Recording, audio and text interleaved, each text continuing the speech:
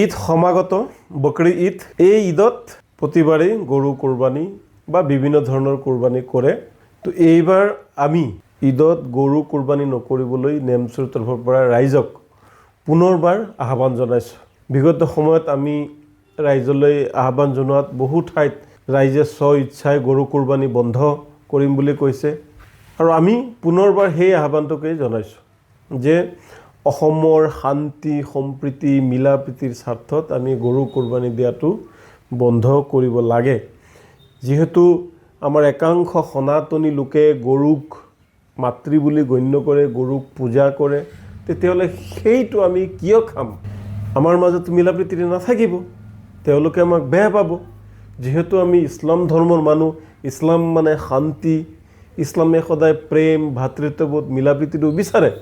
গতিকে আমি তেওঁলোকৰ লগত মিলা প্ৰীতিৰে থাকিব লাগিব। তেওঁলোকৰ লগত মিলা প্ৰীতিৰে থাকিলেতো আমি এইটো খালে তেওঁলোকে আমাক ভাল নাপাব। আৰু মুখ্যমন্ত্ৰী ডাঙৰীয়াও বাৰ বাৰ কৈ আছে খাব নালাগে, নাখাওঁ। আমাৰ অসমৰ মুখ্যমন্ত্ৰী ডাঙৰীয়াই যিহেতু কৈছে, গতিকে আমি নাখাওঁ। তাৰোপৰি চাওক, গৰুৰ মাংস খালে গৰুত মাংসবিলাকত বহুত তেল থাকে।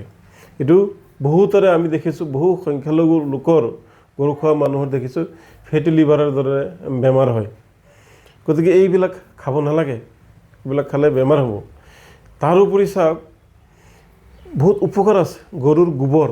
পৃথিৱীৰ ভিতৰত আটাইতকৈ উৎকৃষ্ট মানৰ জৈৱিক সাৰ হিচাপে আপুনি গৰুৰ গোবৰটো ব্যৱহাৰ কৰিব পাৰে খেতি বাতিত।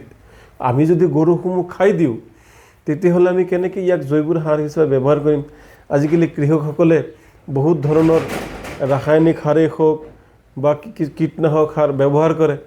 এইবোৰ খোৱাৰ ফলতো মানুহৰ বেমাৰ হয়।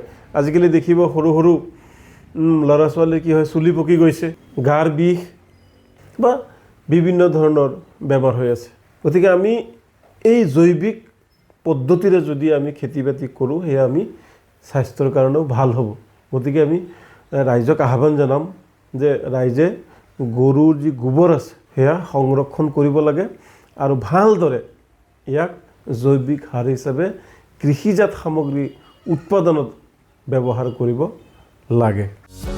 যিকোনো খবৰৰ বাবে যোগাযোগ কৰক আমাৰ এই নম্বৰত 9181 307 2221।